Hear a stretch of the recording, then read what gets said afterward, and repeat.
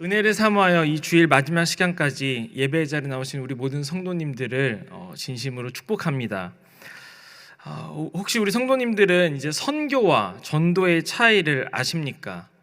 언젠가 우리 교구에서 전도를 하기 위해 아침에 모여서 전도용품을 싸고 있는데 한 집사님이 이 질문을 툭 내뱉은 겁니다. 전도하고 선교의 차이가 뭘까요? 이 질문을 던진 겁니다. 갑자기 전도용품을 싸다가 갑자기 토론회장이 열렸습니다. 이 질문에 의해서 여러 가지 의견들이 나왔는데요. 짧은 시간이었지만 그 이야기를 하는 도중에 정리된 것은 전도는 우리 동네와 같은 가까운 곳에서 복음을 전하는 게 전도고, 선교는 해외와 같이 먼 곳에서 복음을 전하는 것이 선교다라고 이렇게 일단락 정리하고 전도를 나갔던 적이 있습니다. 그 이후에 제가 궁금해서 이제 전도와 선교에 대해서 한번 연구를 해보았는데요. 옛날부터 전도와 이 선교의 정의를 명확하게 구분하려는 시도가 학자들 사이에 오래전부터 있어 왔습니다.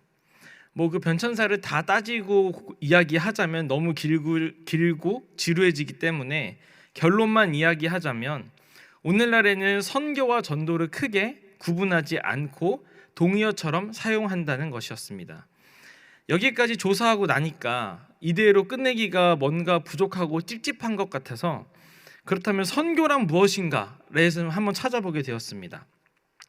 학자들이 정리한 정의가 여러 가지가 있었지만 저에게 가장 잘 와닿고 이해가 되고 감동이 되는 정의는 이것이었습니다. 선교는 전 세상을 향한 하나님의 백성들의 말씀과 행위로 이루어지는 복음 증거의 삶이다. 이 정의였습니다. 그러니까 선교는 단순히 타 지역, 타 문화권, 타국에 가서 선교센터를 세우고 복음을 전하는 것만 말하는 것이 아니라 예수를 그리스도로 고백하는 하나님의 백성들의 각자의 삶에서 복음을 증거하는 모든 삶을 선교라고 말한다는 것입니다. 이렇게 이야기하니까 전도랑 선교가 같이 쓰여도 무방하다고 이해가 되는 것이죠. 그러면서 많은 신학자들이 말하길 선교야말로 교회의 핵심이고 엑기스다라고 이야기를 합니다. 예배가 좋고 찬양이 좋고 프로그램이 좋고 건물이 좋고 다 좋아도 그 다 좋은 가운데 선교하지 않는 교회는 올바른 교회가 아니며, 심지어 어떤 학자는 그건 교회가 아니다라고까지 이야기를 한다는 것이죠. 왜냐하면 교회가 이 세상에 세워지며 하나님이 교회에 은혜를 주시는 이유는 교회의 사명이 이 세상의 복음과 하나님의 의를 전하는 것이고, 그 사명 감당할 힘을 주시기 위해 그 좋은 것들을 주시는 것이기 때문입니다. 사랑하는 성도 여러분, 저는 우리 용인제일교회가 선교적인 교회가 되기를 간절히 소망합니다. 이 땅에 우리 교회가 세워진 이유, 교회로 부르신 사명을 온전히 감당하는 교회가 되기를 소망합니다. 우리 성도님들 한 사람 한 사람이 각자의 삶에서 복음을 증거하는 삶을 살고, 우리 교회가 하는 모든 것들이 복음을 증거하는 것이 되기를 소망합니다. 우리 용인제일교회가 하나님께 책망받는 교회가 아니라 하나님께 쓰임받으며 칭찬받는 교회가 되기를 간절히 소망합니다. 그렇다면 우리 교회가 이 선교의 사명을 온전히 감당하는 선교적 교회가 되기 위해서 필요한 것이 무엇이 있을까요? 오늘 본문은 최초의 선교적 교회였던 한 교회를 소개하고 있습니다. 바로 우리가 너무나도 잘 아는 안디옥 교회입니다.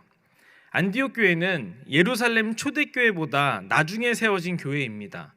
그리고 예루살렘이 아닌 안디옥이라는 이방 지역에 세워진 교회였습니다. 안디옥 교회는 어떻게 보면 후발주자이고 또 이방 지역에 위치한다는 특성상 예루살렘 교회에 비해 여러 가지로 대단하지 않을 수 있는 교회였습니다. 그런데 이 안디옥 교회는 금방 예루살렘 교회의 뒤를 이었을 뿐만 아니라 예루살렘 교회보다 더 위대한 사명을 감당하는 교회가 됩니다. 이때까지만 해도 복음은 거의 예루살렘과 유대 지역 그리고 같이 있는 사마리아 지역에만 국한되어 있었습니다. 베드로의 설교를 듣고 하루에 몇천 명씩 회심을 했지만 그것은 예루살렘 교회에 찾아오는 사람들의 이야기였던 것이지 유대 지역 밖에 사는 사람들은 아직 거의 다 예수님을 몰랐던 상황이었죠. 이렇게 유대 지역과 사마리아 지역에만 알려져 있던 예수님에 대한 소식, 그리고 이 복음이 곧 전 세계로 뻗어나가게 되는 사건이 발생하게 되는데, 바로 우리가 너무나도 잘 아는 사도 바울의 전도 여행입니다. 사도 바울의 전도 여행으로 인해 메시아 예수에 대한 이야기와 복음이 유대 지역과 사마리아 지역을 넘어서 전 세계에 전해지게 된 것이죠. 그리고 이 사도 바울을 파송한 교회이자 전도 여행의 전초 기지가 되었던 교회가 바로 우리가 오늘 살펴보고 있는 안디옥 교회라는 것입니다. 이처럼 안디옥 교회는 선교적 교회로서 하나님께 쓰임받은 교회였습니다. 그래서 우리 용인제일교회가 하나님께 쓰임받는 선교적 교회가 되기 위해서는 이 안디옥 교회를 주목하고 살펴봐야 합니다. 우리가 오늘 읽은 이 짧은 3절 안에 안디옥 교회가 선교적 교회로서 준비되고 사명을 감당할 수 있었던 내력이 숨겨져 있는데요. 사랑하는 성도 여러분, 오늘 말씀을 통해 우리가 선교적 교회가 되기 위해 필요한 내력이 무엇인지를 살펴보고 깨닫고 결단함으로 우리 용인제일교회가 안디옥 교회와 같이 선교적 교회로 쓰임받는 교회가 되길 간절히 소망합니다. 우리 교회가 선교적 교회가 되기 위해서 필요한 것 첫 번째는요, 바로 하나됨입니다. 성경에서 우리에게 지속적으로 가르치는 중요한 가르침 중 하나는 공동체에 대한 것입니다. 그래서 교회를 이미지화할 때 성경에서 어떻게 표현하냐면 예수 그리스도를 머리로 하는 몸의 비유를 합니다. 모든 지체들이 머리와 직접 연결되어 있지는 않지만 각 지체들이 서로 연결되어서 머리에서 보내는 신호를 주고받으며 이행하는 것처럼 교회 안의 모든 지체들이 하나 되어서 말씀이신 예수 그리스도의 뜻에 순종하는 것이죠. 이런 교회의 모습을 우리는 너무나도 잘 알고 있습니다. 많이 설교로도 들었고 성경에서도 많이 읽었습니다. 그런데 사실 이게 정말 쉽지가 않습니다. 저희 모교회에서 사역하시던 한 목사님이 계셨는데요. 그분은 이제 어린아이들, 이제 초등학생들 이하들을 가르치는데 사명을 가지고 사역을 하시는 분이셨습니다. 그래서 나이도 많으심에도 불구하고 어린이 사역에만 집중하시는 분이셨습니다.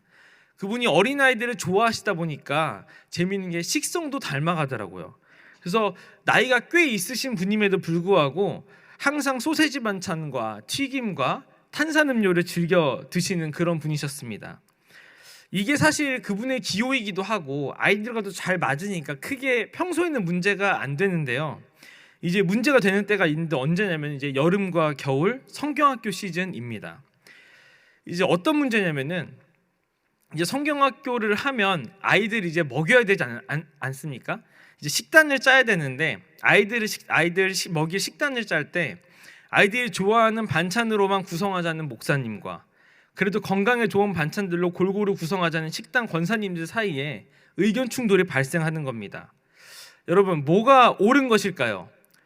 아마 지금 여기서 손들라고 하면 여기도 아마 반반으로 갈리겠죠. 하나님 나라와 그 의라는 큰 뜻, 우리 어린 영혼들에게 복음을 집어넣고 좋은 것들을 먹이겠다는 그 마음은 같은 마음이지만 세부적인 일들을 결정하고 진행하는 데 있어서는 각자의 경험이 다르고 생각이 다르고 가치를 두는 포인트가 다르기 때문에 이견이 발생할 수가 있습니다. 문제는 이런 이견들이 합의되지 못하고 해결되지 못해서 갈등으로 커지고 상처와 시험이 되는 일들이 교회 안에서 종종 일어난다는 것입니다. 이런 곳이 바로 교회인데, 그런데 안디옥 교회는 놀라운 하나됨을 보여주는 교회였습니다. 우리 오늘 본문 1절을 같이 다시 한번 읽어보도록 하겠습니다. 읽겠습니다. 안디옥 교회에 선지자들과 교사들이 있으니 곧 바나바와 니게르라 하는 시므온과 구레네 사람 루기오와 분봉왕 헤롯의 젖동생 마니엘가 및 사울이라. 아멘. 오늘 말씀의 시작은 이 안디옥 교회의 리더들을 소개함으로 시작하고 있습니다. 이들을 잘 모르는 우리는 그냥 이런 사람들이 있었구나, 또는 안디옥 교회의 리더는 5명이었구나 정도로 넘어갈 것 같아요. 그런데 이들을 하나하나씩 살펴보면 이 리더십의 구성은 말이 안 되는 구성임을 우리는 금방 알 수 있습니다. 일단 첫 번째 바나바부터 보면요, 바나바는 정통파 유대인입니다. 그리고 시므온은 니게르라고 불리는 사람이었는데 이 니게르라는 말은 검다라는 뜻입니다. 즉 이 말은 시므온이 흑인이었음을 우리가 추측해 볼 수 있는데요. 당시 흑인들은 대부분 노예였기 때문에 시므온은 노예 혹은 낮은 신분의 사람이었을 걸로 우리는 추측할 수 있습니다. 그리고 구레네 사람 루기오라고 할 때 구레네는 오늘날 아프리카 북부에 있는 리비아로 알려져 있는데, 그러니까 이 루기오도 아프리카 출신의 사람인 것이죠. 그런데 또 반대로 만화에는 어떤 사람이냐? 헤롯의 젖동생이라고 소개되고 있습니다. 이 헤롯은 세례 요한의 목을 치고 예수님을 조롱했던 그 이스라엘의 분봉왕 중에 한 명, 그 헤롯을 말합니다. 그러니까 만화에는 신분이 굉장히 높은 사람이었고 동시에 세례 요한을 따랐던 유대인들에게는 반감을 살 수도 있는 그런 사람이었던 것이죠. 마지막으로 사울은 우리가 너무나도 잘 알고 있죠. 회심 전에 가장 교회를 열심히 박해했던 그런 사람이 바로 사울이었습니다. 이러한 사람들이, 이렇게 다양하고 제각각이고 과거를 가지고 있는 이 사람들이 하나 되어서 교회의 리더로 서 있고, 이런 사람들을 중심으로 온 교회가 하나 되었던 이런 말도 안 되고 놀라운 공동체가 어디였냐? 바로 안디옥 교회였다는 것이죠. 우리는 본성적으로 나와 비슷한 사람들을 찾습니다. 그리고 그런 사람들과 함께 하기를 즐겨하고 함께 하고자 합니다. 그것이 꼭 나쁜 것은 아닙니다. 우리의 본성이고 자연스러운 것이고 당연한 것이죠. 일을 할 때는 이 나와 비슷하고 잘 맞는 사람과 하는 것이 효율적입니다. 이것은 예수님을 믿는 사람이나 믿지 않는 사람이나 똑같습니다. 교회 안이나 교회 밖이나 다르지 않습니다. 그러나 예수님을 믿는 사람과 믿지 않는 사람 사이에 차이가 있다면, 예수를 믿는 사람들은 여전히 전혀 다르고 전혀 섞일 수 없는 사이라 할지라도 예수 안에서 하나 될 수 있다는 것입니다. 이러한 모습은 예수님께서 제자들을 부르시는 것이나 예수님의 가르침에서도 우리는 엿볼 수 있습니다. 예수님의 12제자들도 저마다 제각각의 사람들이 모여 있었습니다. 그 중에는 어부도 있었고요, 세리도 있었고요, 열심당원도 있었습니다. 특별히 우리가 눈여겨봐야 될 것은 세리와 열심당원이 함께 있었다는 사실인데 굉장히 이상한 조합입니다. 세리가 어떤 사람인지, 이제 열심당원이 어떤 사람인지를 잘 모르면 이해할 수가 없는데요. 세리는 로마 제국의 앞잡이 노릇을 하는 사람이었고, 그래서 로마 제국을 대신해서 이 세금을 걷는 관료들이 바로 세리였습니다. 반대로 열심당원들은 로마의 지도자들이나 세리와 같은 로마의 앞잡이들을 암살하고 무력으로 공격하는 사람들이 바로 열심당원이었습니다. 우리가 이해하기 쉽게 말하자면 일제시대에 친일파와 무장 독립운동가가 같은 교회에 다니고 있는 것과 비슷하다고 할 수 있을 것 같습니다. 그러니까 이 이상한 조합의 제자들을 예수님께서는 말씀으로 가르치며 하나 되고 서로 사랑하라고 말씀하셨던 것이죠. 그리고 그 사랑하는 모습을 통해서 세상이 너희가 내 제자임을 알게 될 것이라고 말씀하십니다. 사랑하는 성도 여러분, 우리가 이 세상을 향해 나아가는 선교적 교회, 선교적인 성도로 쓰임받기 위해서는 무엇보다도 우리 안에 하나됨이 있어야 합니다. 이것은 단순히 어떤 일을 하기 위해서 힘을 합쳐야 되기 때문에 하나 되는 것이 아닙니다. 세상이 따라할 수 없는 하나됨, 사랑을 하는 모습이 우리 가운데 보여질 때 우리가 세상을 향해 하나님의 마음으로 복음을 들고 나아갈 수 있게 되기 때문인 것이죠. 우리 안에 서로 사랑하고 하나 되기를 힘쓰는 우리 용인제일교회가 되기를 간절히 소망합니다. 그런가 하면 우리 교회가 선교적 교회가 되기 위해 필요한 것 둘째는요, 하나님의 뜻을 구하는 것입니다. 여러분, 최근에 언제 금식을 해보셨습니까?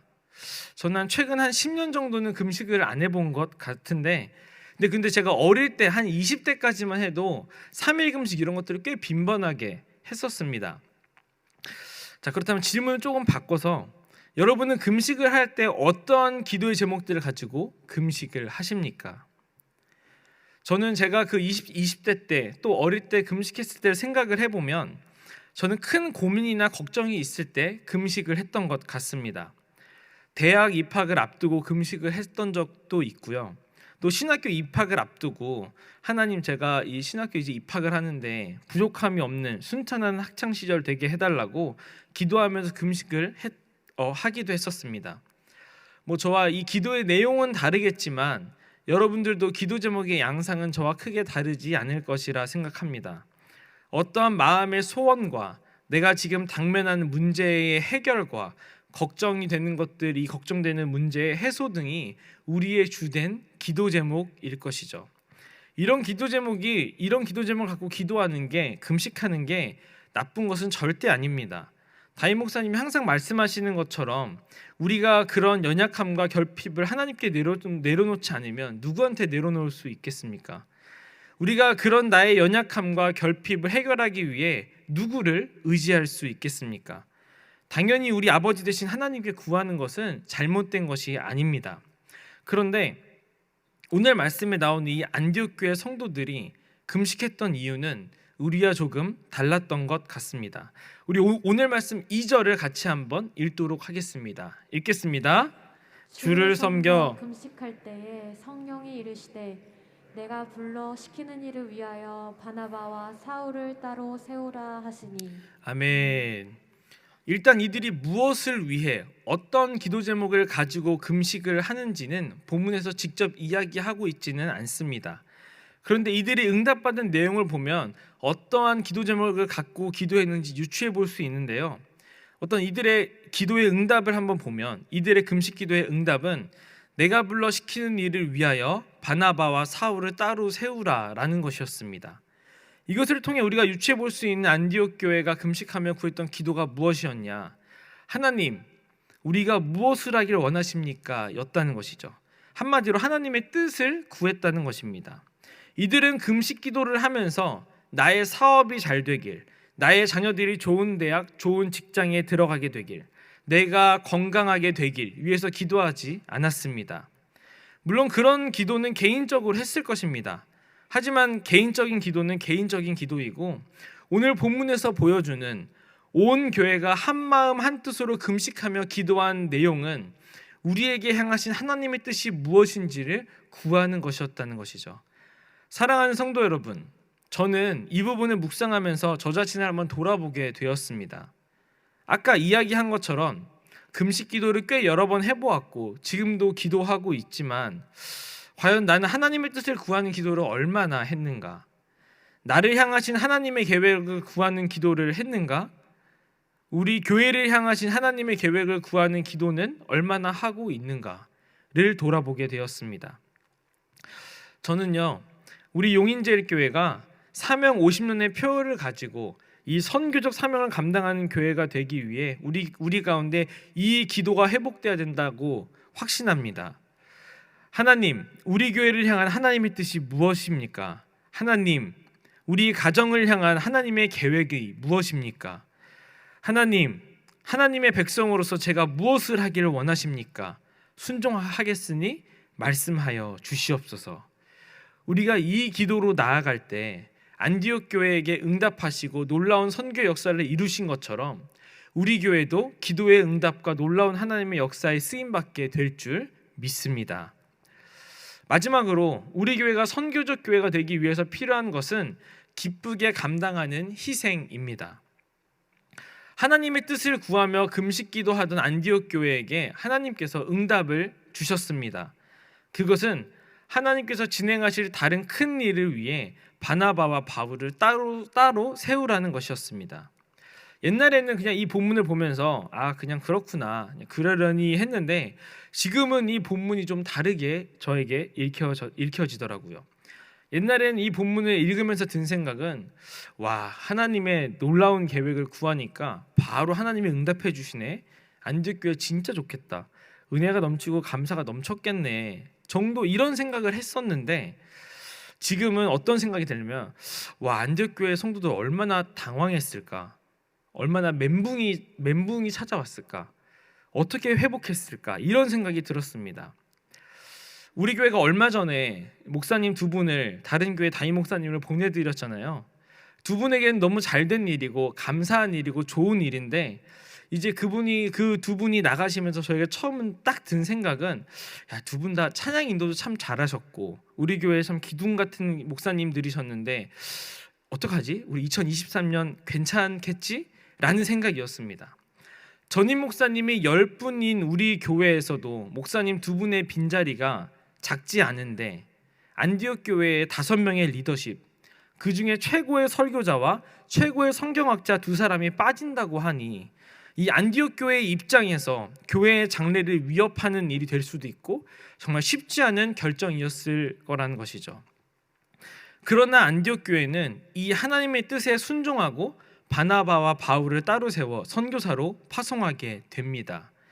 교회 입장에서 이 손해와 희생을 기꺼이 감당한 것이죠. 사랑하는 성도 여러분, 우리가 선교적 교회, 예수 그리스도와 복음이 필요한 곳으로 나아가는 교회가 되기 위해 반드시 염두에 두어야 하는 것이 있는데 그것이 무엇이냐면 선교에는 반드시 희생이 따른다는 것입니다. 한국교회의 선교의 문이 열리고 선교사들이 처음 들어왔을 때 선교사들의 나이가 어느 정도였는지 혹시 기억하십니까? 선교사들의 나이가 대부분 20대에서 30대였고요. 학력은 최소 대졸에서 석사 학위 이상을 딴 젊고 유능한 인재들이 이 한국 땅에 들어왔습니다. 그 유능한 인재들이 한국 땅에 들어와서 한 일이 무엇인지 아십니까?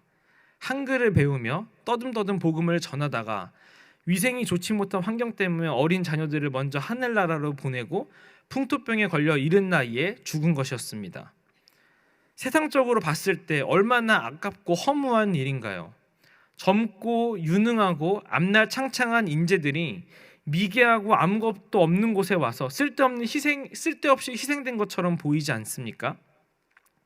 그런데 그들의 눈물, 그들의 희생이 있었기 때문에 오늘 우리가 이렇게 하나님께 예배드릴 수 있게 된 것입니다. 우리가 바로 그들의 희생이 헛되지 않음의 증거인 것이죠. 오늘 우리 교회 청년 두 청년이 3개월간 탄자니아로 떠납니다. 가서 이제 IBJL 유치원 초등학교의 사역에 동참하고 돕기 위해 갑니다.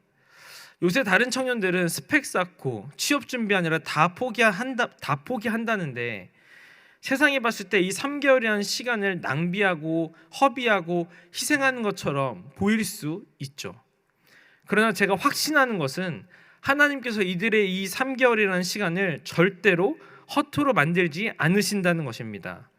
하나님께서 이들의 이 시간과 수고와 노력을 귀하고 놀랍게 사용하실 것을 기대합니다. 우리 교회도 앞으로 사명으로 가득한 50년 선교적 교회로 나아감에 있어서 우린 많은 것들을 희생하고 드리며 나아가야 할 것입니다. 하지만 그것들 하나님께서 하나도 헛되지 않게 하신다는 믿음을 가지고 기쁨으로 희생하며 순종하며 나아가는 우리 용인제일교회가 되기를 간절히 소망합니다. 이제 말씀을 정리하려고 합니다. 사랑하는 성도 여러분, 교회는 선교적 교회가 되어야 합니다. 예수 그리스도의 복음이 필요한 곳에 담대하게 나아가 복음을 전하는 교회가 되어야 합니다. 저는 사명 50년을 선포한 우리 용인제일교회가 이 선교적 사명을 온전히 감당하는 교회가 되기를 간절히 소망합니다. 이를 위해 우리는 3가지가 필요하다고 했습니다. 첫째는 하나됨이었습니다. 우리 안에 세상에 보여줄 수 없는 하나됨과 사랑의 모습을 보이는 우리 용인제일교회가 되기를 소망합니다. 둘째는 하나님의 뜻을 구하는 것이었습니다. 우리의 기도 가운데 하나님의 뜻을 구하는 기도에 힘쓰므로 우리의 자의가 아닌 하나님의 놀라운 계획에 동참하는 우리 교회가 되기를 소망합니다. 셋째는 희생을 기쁘게 감당하는 것이었습니다. 선교에는 희생이 반드시 따르지만 그 희생을 절대 헛되이 되지 않게 놀라운 열매를 맺게 하시고 하나님을 믿는 믿음으로 기꺼이 감당하는 우리 교회가 되기를 간절히 소망합니다. 이 3가지 기억하며 나아가 놀라운 하나님의 역사에 동참하고 귀하게 쓰임받으며 가장 앞자리에서 하나님의 영광을 보는 우리 용인제일교회 우리 모든 성도님들 되시기를 주님의 이름으로 간절히 축원하고 축복합니다.